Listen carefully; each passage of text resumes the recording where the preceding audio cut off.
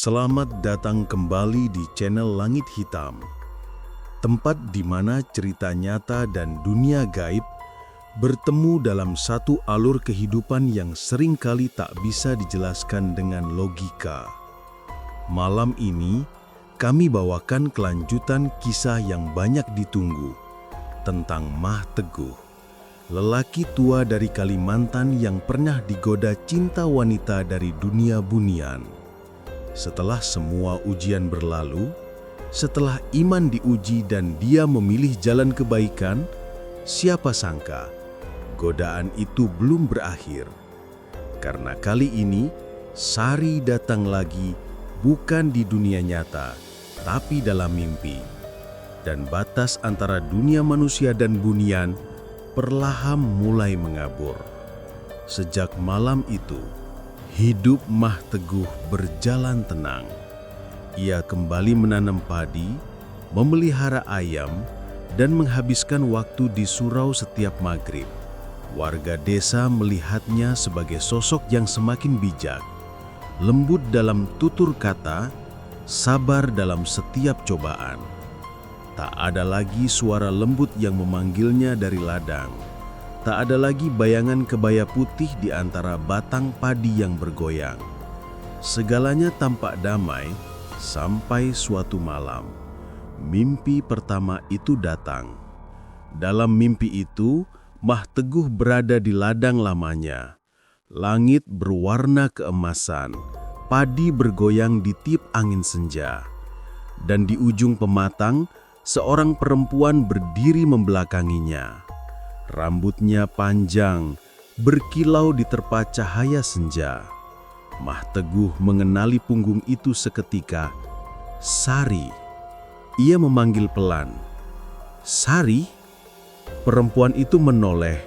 Wajahnya masih sama, seindah dulu, tapi kali ini ada kesedihan yang dalam di matanya. Sari tersenyum lalu berkata lirih, "Aku hanya ingin menemuimu, Mbah. Aku tidak bisa tenang." Lalu angin bertiup, membawa aroma melati yang menusuk hati. Mah Teguh terbangun dengan keringat dingin. Suara jangkrik di luar jendela terasa terlalu nyata, seperti menyambung dari mimpinya tadi. Ia duduk lama di ranjang, memegang dada yang berdegup cepat.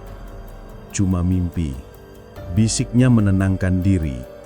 "Cuma mimpi." Namun, malam berikutnya, mimpi itu datang lagi. Kali ini, Mah Teguh berada di saung kecil dekat sawah. Sari duduk di depannya menyajikan teh hangat. Ucapnya lembut, "Engkau masih ingat rasanya kan?" Mah Teguh menatap wajah itu lama.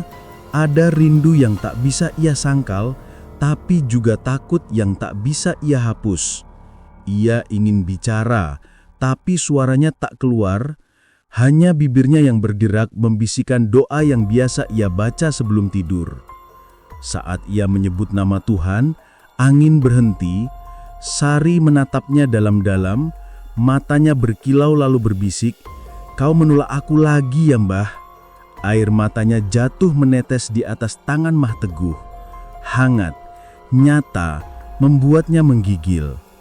Ketika terbangun, tangannya masih terasa lembab. Ia menatap telapak tangannya, lalu melihat ke arah meja. Ada satu hal yang membuat darahnya berdesir. Setangkai bunga melati putih tergeletak di situ. Hari-hari berikutnya, Mah Teguh semakin gelisah.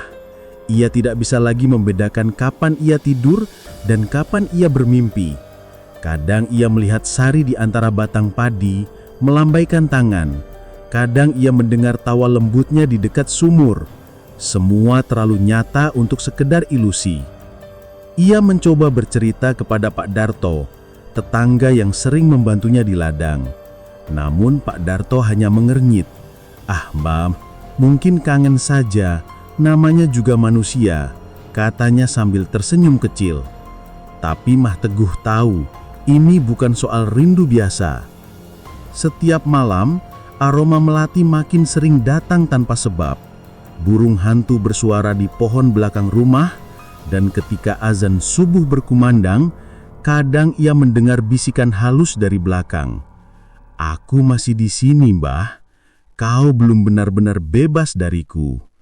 Tubuh Mah Teguh makin lemah, tapi imannya masih ia jaga sekuat mungkin. Setiap kali bayangan Sari muncul di mimpi, ia lawan dengan doa. Namun, hati manusia memang mudah goyah, apalagi ketika rindu diselimuti kasih dari masa lalu. Malam ketujuh sejak mimpi pertama, Mah Teguh memutuskan berwudu dan sholat tahajud. Dalam sujud panjangnya, ia berdoa dengan air mata menetes. "Ya Allah, jika ini ujianmu, kuatkanlah aku.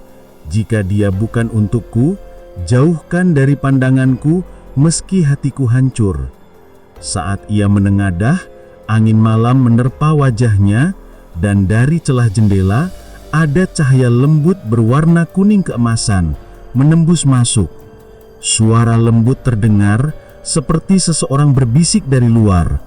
"Aku tidak akan hilang, Mbah. Aku akan selalu ada di mimpimu." Lampu minyak di kamar bergetar kecil dan padam perlahan. Gelap. Hanya aroma melati yang tersisa menandakan kehadiran yang tak terlihat. Malam itu, Mah Teguh sadar bahwa cinta dan ujian bisa datang dalam bentuk yang sama. Kadang, bukan setan yang menggoda manusia, tapi kenangan yang terlalu indah untuk dilupakan. Dan di antara dunia nyata dan dunia bunian, batasnya hanyalah sehelai doa. Hari-hari Mbah Teguh berjalan seperti biasa. Ia masih menjadi sosok yang dihormati di desa karena kebijaksanaannya. Setiap pagi, langkahnya pelan menuju surau kecil di pinggir sawah, membawa tasbih dan senyum yang damai. Tapi di balik senyum itu, ada sesuatu yang perlahan tumbuh, rasa gelisah yang tak bisa dijelaskan. Beberapa malam terakhir, ia sering terbangun tanpa sebab. Dari jendela kamarnya, angin malam berembus membawa aroma bunga hutan yang aneh. Harum tapi menusuk, mirip wangi yang dulu pernah ia cium di ladang tempat ia pertama kali bertemu Sari. Mbah Teguh mencoba menepis pikirannya. Ia berzikir, memejamkan mata, tapi jantungnya berdetak lebih cepat dari biasanya. Pagi itu, ia membantu warga memperbaiki jembatan bambu yang rusak akibat hujan deras. Namun beberapa warga mulai memperhatikan perubahan pada dirinya. "Pak Teguh, panjenengan sehat toh?" "Wajahnya pucat," tanya Pak Darto sambil menyerahkan paku bambu. Mbah Teguh menyenum. "Sehat, alhamdulillah. Mungkin kurang tidur sedikit." Tapi di balik jawabannya, ia tahu sesuatu sedang membayanginya. Sore hari, selepas asar, Mbah Teguh duduk di beranda rumah kayunya. Ia menatap pepohonan di belakang rumah, hutan kecil yang mulai rimbun setelah musim hujan. Entah kenapa, angin yang berhembus dari arah sana membawa bisikan lembut. "Teguh." Suara itu samar, tapi cukup untuk membuatnya menelan ludah. Ia menatap lebih dalam ke arah pepohonan. Tak ada siapa-siapa, hanya bayangan daun yang bergerak tertiup angin. Namun suara itu terdengar lagi, lebih jelas. "Apa kau merindukanku?" Mbah Teguh berdiri perlahan, matanya berair. Ia memejamkan mata, menggenggam tasbih erat-erat. "Ya Allah, jangan biarkan aku tergoda ya Allah." Ia tahu suara itu, lembut, mendayu, dan menenangkan. Suara yang dulu membuatnya kehilangan kendali dan hampir menyerahkan segalanya. Suara Sari. Malamnya, saat azan Isya berkumandang, ia berjalan ke surau, tapi langkahnya terasa berat. Di setiap bayangan yang dilewati, ia seperti melihat sosok Sari. Berdiri di pinggir jalan, menatapnya dengan senyum sendu, mengenakan kebaya putih yang berkilau dalam cahaya bulan. Namun setiap kali Mbah Teguh menoleh, sosok itu lenyap. Beberapa anak muda yang kebetulan melintas sempat berbisik, si Mbah jalan malam-malam sendiri. Tadi aku lihat dia berhenti lama di depan pohon besar itu." Mungkin Mbahnya lagi baca doa. Tapi kok sering banget ya belakangan ini?" Bisikan itu cepat menyebar di desa. Warga mulai khawatir. Bahkan ada yang beranggapan Mbah Teguh mulai terganggu pikirannya. Namun Mbah Teguh tetap tenang di hadapan mereka. Ia tidak ingin menimbulkan kegaduhan. Ia hanya ingin melawan semuanya dengan doa. Tapi di dalam hatinya, perang sedang berkecamuk. Ketika malam semakin larut, Mbah Teguh kembali ke rumah dan menyalakan lampu minyak. Ia membuka Al-Quran, membaca perlahan, tapi di sela-sela ayat suci itu, bayangan wajah Sari muncul di benaknya. Tatapan matanya yang lembut, suaranya yang manja, senyumnya yang dulu meneduhkan. Air mata Mbah Teguh menetes. Ya Allah, aku manusia lemah. Aku mencintainya, tapi aku tahu dia bukan untukku. Jangan biarkan aku jatuh lagi. Namun dari luar rumah, hembusan angin kembali datang membawa suara samar yang seolah berbisik di telinganya. Aku tidak kemana-mana, Teguh. Aku selalu di sini. Lampu minyak bergoyang. Suara jangkrik terhenti sejenak. Mbah Teguh menutup matanya rapat-rapat, membaca ayat kursi dengan suara bergetar. Tapi di sudut matanya, bayangan kebaya putih tampak sekilas di belatan tirai jendela. Dan malam itu, ia tahu ujian dari masa lalu telah kembali. Pagi itu, suasana desa terasa sedikit berbeda. Udara yang biasanya segar mendadak berat dan lembab, seperti membawa aroma bunga yang tak dikenal. Warga mulai berbisik-bisik, membicarakan kejadian aneh di malam sebelumnya. Beberapa mengaku melihat sosok wanita berpakaian putih melintas di belakang rumah Mbah Teguh, tepat saat ayam berkokok menjelang subuh. Katanya cantik sekali, tapi matanya aneh, bisik Muminah pada tetangga sebelahnya. Ah, mungkin cuma bayangan, tapi kok udah 3 malam ini banyak yang lihat, sahut yang lain. Mbah Teguh mendengar kabar itu saat membantu Pak Darto memperbaiki pagar masjid. Ia hanya terdiam. Tangannya berhenti sesaat dari memaku bambu. Dalam hati, jantungnya berdetak lebih cepat. Ia tahu, hanya satu sosok yang memiliki wangi bunga sekuat itu, Sari. Sejak malam terakhir, bayangan dan suara lembut itu terus menghantuinya. Setiap kali ia menutup mata untuk berzikir, ada bayangan wajah Sari di antara huruf-huruf ayat suci. Kadang terdengar suaranya memanggil, kadang hanya terasa kehadirannya, yang hangat namun menyesakkan dada. Siang itu Mbah Teguh memutuskan untuk menenangkan diri di sawah. Ia duduk di pematang, memandangi langit biru yang tenang. Tapi di kejauhan, tepat di ujung pohon kelapa, tampak sosok perempuan berdiri diam. Kebaya putihnya berkibar pelan tertiup angin. Rambut hitam panjangnya terurai. Mbah Teguh menatap lama, matanya berair. Sari, gumamnya lirih. Namun begitu ia berkedip, sosok itu lenyap seperti kabut diterpa matahari.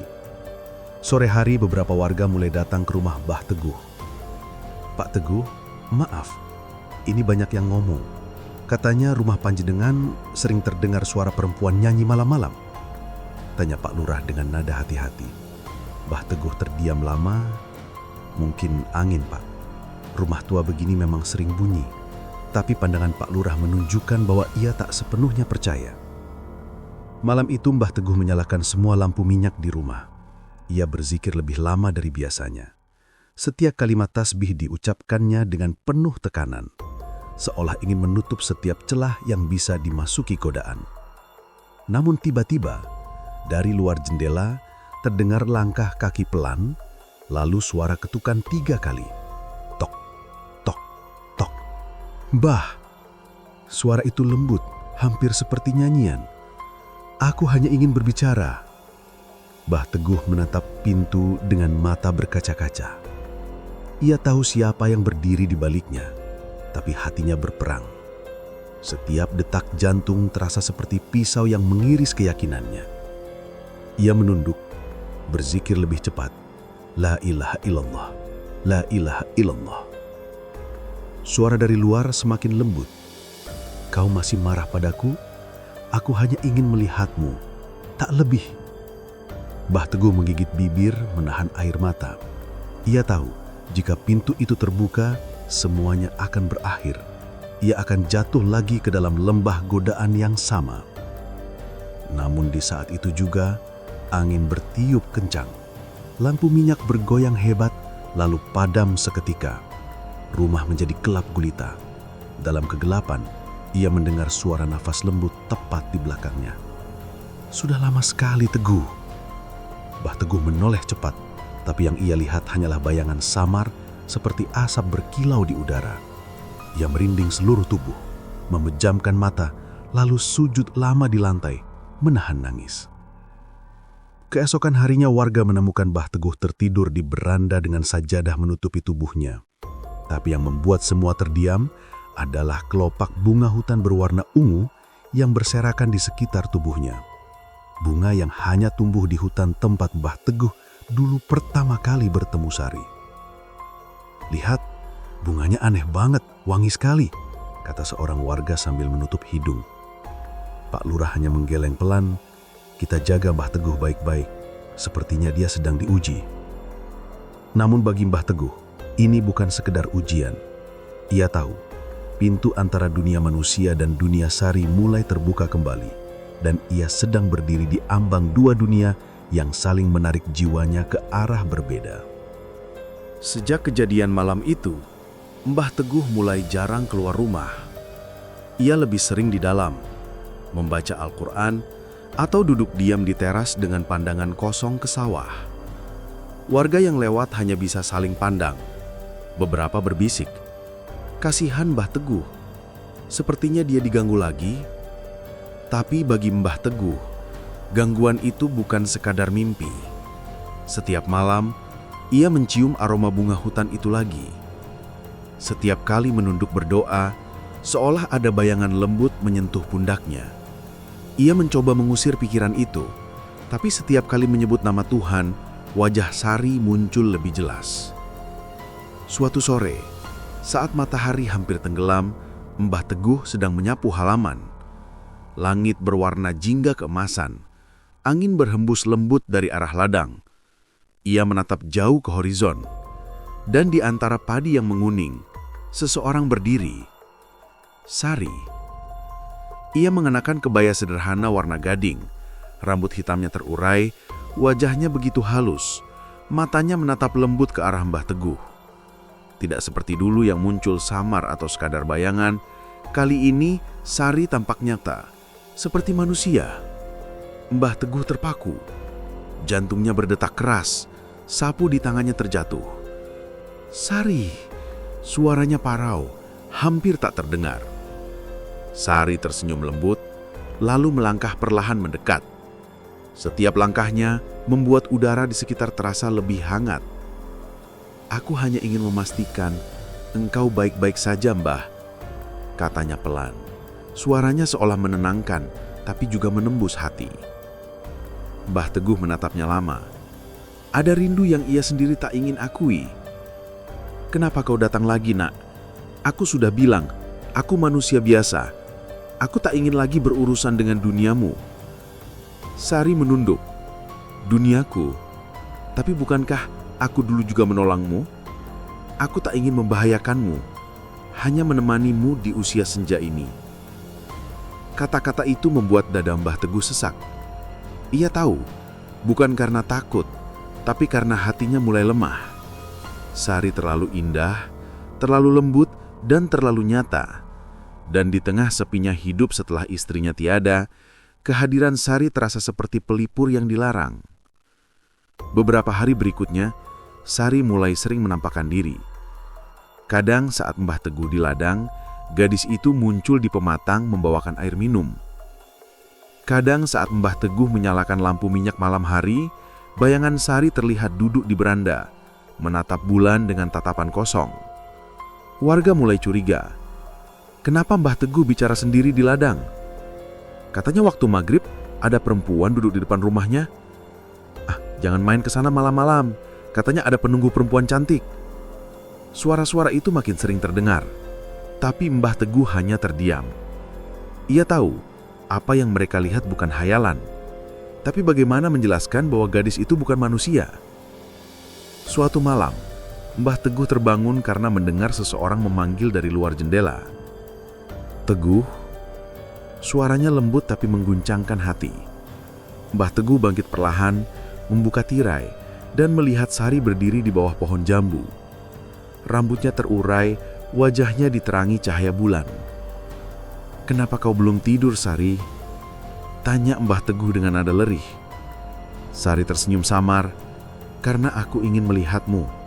Aku rindu melihatmu tersenyum." Mbah Teguh menutup mata. Kalimat itu menusuk dalam, bukan hanya karena manis, tapi karena ia tahu itu adalah ujian paling berat bagi imannya. Ia ingin marah, tapi hatinya bergetar oleh kasih aneh yang tak bisa dijelaskan. "Aku sudah tua, Sari. Jangan ganggu aku lagi. Aku hanya ingin hidup tenang," katanya dengan suara bergetar. Sari melangkah mendekat. Matanya lembut dan teduh. "Aku tidak mengganggu, Mbah. Aku hanya ingin menemani." Lalu dengan cara yang begitu halus, Sari mengulurkan tangannya. Ujung jarinya nyaris menyentuh tangan Mbah Teguh. Tapi sebelum sentuhan itu terjadi, angin berhembus kencang dan suara azan Isya terdengar dari surau. Sari menarik tangannya cepat. Matanya berubah sendu. "Engkau masih kuat. Tapi sampai kapan?" katanya sebelum lenyap perlahan seperti kabut yang tertiup cahaya bulan. Mbah Teguh terjatuh berlutut. Air mata jatuh di lantai tanah rumahnya. Ia sadar, godaan kali ini bukan sekadar penampakan, tapi ujian yang datang dari dalam hatinya sendiri, dari ruang kosong antara rindu, iman, dan kesepian. Dan sejak malam itu, setiap doa yang ia panjatkan tak lagi hanya untuk keselamatan, tapi untuk kekuatan agar tidak jatuh cinta pada sesuatu yang tidak seharusnya dicintai.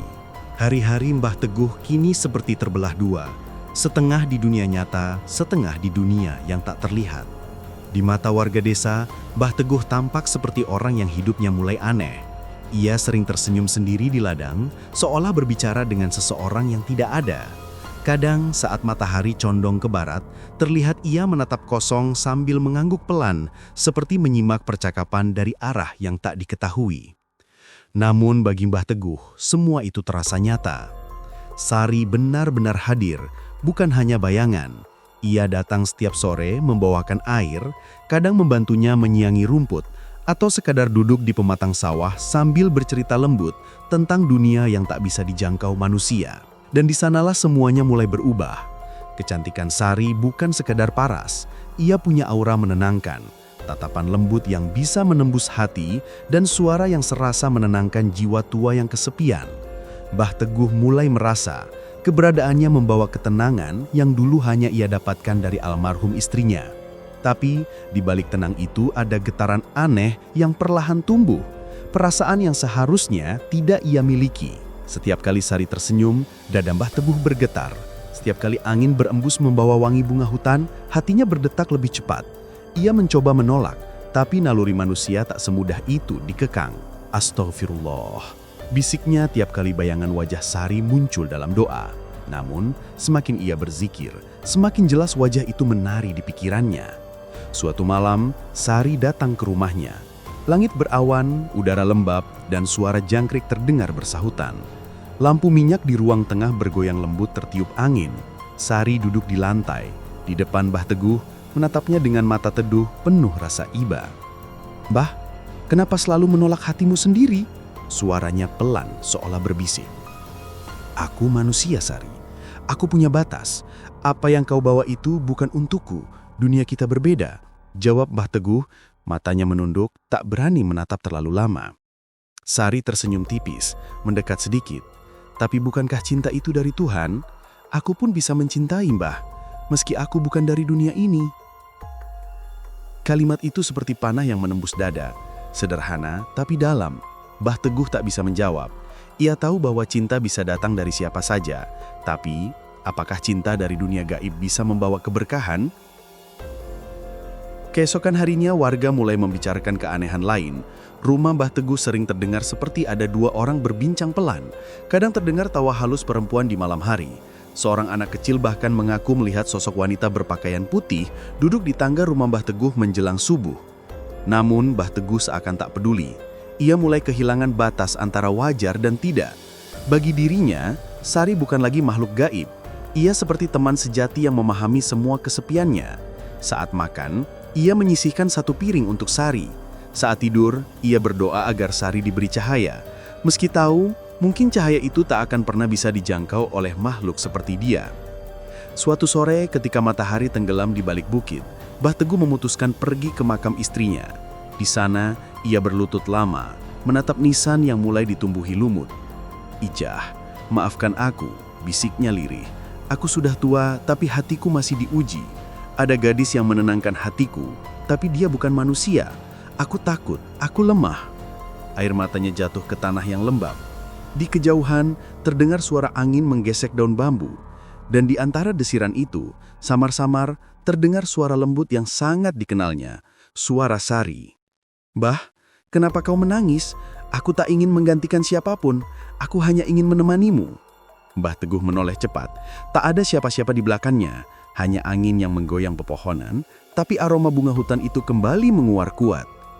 Ia menunduk, menutup wajah dengan kedua tangan, dan berbisik dengan suara gemetar.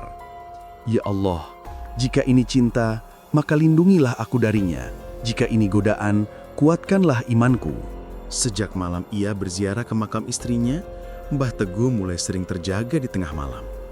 Udara dingin menusuk tulang, tapi tubuhnya terasa panas, seperti sedang berada di dua tempat sekaligus. Di ruang gelap itu, ia mendengar suara lembut, samar, jauh, tapi menenangkan. Suara yang tak asing baginya. "Sugeng Dalu, Mbah." Ia membuka mata perlahan. Di ujung ranjang, samar oleh cahaya lampu minyak, berdiri sosok Sari. Rambut hitamnya terurai, wajahnya berkilau lembut bagai disinari bulan. Tapi ada yang aneh kali ini. Sari tidak tampak seperti makhluk gaib. Ia terlihat sangat nyata, bahkan nafasnya terdengar halus. "Aku hanya datang di mimpi," bisik Sari. "Mimpi yang engkau panggil dengan doa." Mbah Teguh tak menjawab. Ia menatapnya dalam diam. Suara jangkrik di luar rumah terasa menjauh, seperti waktu berhenti sesaat. Sari duduk perlahan di samping ranjang, tangannya terulur pelan ke arah tangan Mbah Teguh. Dan anehnya, kali ini ia merasakan hangatnya.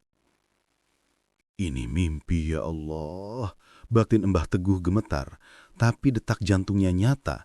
Ia bisa mencium wangi rambut Sari yang lembut seperti melati liar di hutan. Sari menatapnya lembut, suaranya nyaris bergetar. "Engkau selalu berdoa agar aku diberi cahaya, Mbah. Tapi aku tak bisa berjalan ke arah cahaya itu sendiri, kecuali engkau mau menuntunku." Kata-katanya membuat Mbah Teguh terdiam. Setiap malam selama ini, ia memang mendoakan agar Sari diberi petunjuk. Tapi kini, dalam mimpi yang begitu nyata, gadis itu justru memintanya menjadi penuntun dalam dunia yang tak ia pahami. Sejak malam itu, Mbah Teguh tak lagi bisa membedakan antara tidur dan terjaga. Kadang ia bangun pagi dan menemukan bekas langkah kecil di tanah depan rumahnya, seperti tapak kaki perempuan. Kadang di sawah, ia mendengar tawa lembut Sari di antara desiran angin. Tapi ketika menoleh, tak ada siapa-siapa. "Ini mimpi atau nyata, ya Allah?" gumamnya setiap malam sambil menatap langit yang dingin. Warga desa mulai semakin resah. Mereka melihat perubahan besar pada Mbah Teguh. Ia jarang datang ke surau, kadang berbicara sendiri di pematang sawah. Suatu kali seorang bocah desa berlari pulang dengan wajah pucat setelah melihat Mbah Teguh duduk di tengah ladang padi tengah malam, berobrol dengan seseorang yang tak terlihat. "Dia ketawa-ketawa sendiri, Bu. Kayak ada cewek duduk di depannya." Namun bagi Mbah Teguh, semua itu terasa nyata. Dalam pikirannya, Sari memang selalu datang malam hari, kadang duduk di tepi ranjang, kadang di beranda. Ia datang bukan dengan aura menyeramkan, tapi dengan keindahan yang menenangkan, membuat iman dan logika Mbah Teguh saling bertabrakan. Suatu malam, Sari berbicara lagi dalam mimpi. Tapi kali ini suaranya tak selembut biasanya. "Mbah, dunia manusia selalu menolak kami, tapi aku tak ingin menghilangkan engkau. Di dunia kami, waktu berhenti. Kau tak akan tua, tak akan sakit, tak akan sendiri. Mbah Teguh menggigil. Mimpi itu terasa begitu hidup, begitu nyata. Ia ingin menolak, tapi dalam mimpi itu tubuhnya kaku. Sari mendekat, menatapnya dengan mata yang penuh kasih sekaligus kekuatan yang tak manusiawi. "Bersamaku, Mbah. Di sana engkau akan tenang." Mbah Teguh terbangun dengan keringat dingin. Nafasnya terengah-engah, jantungnya berdebar tak karuan.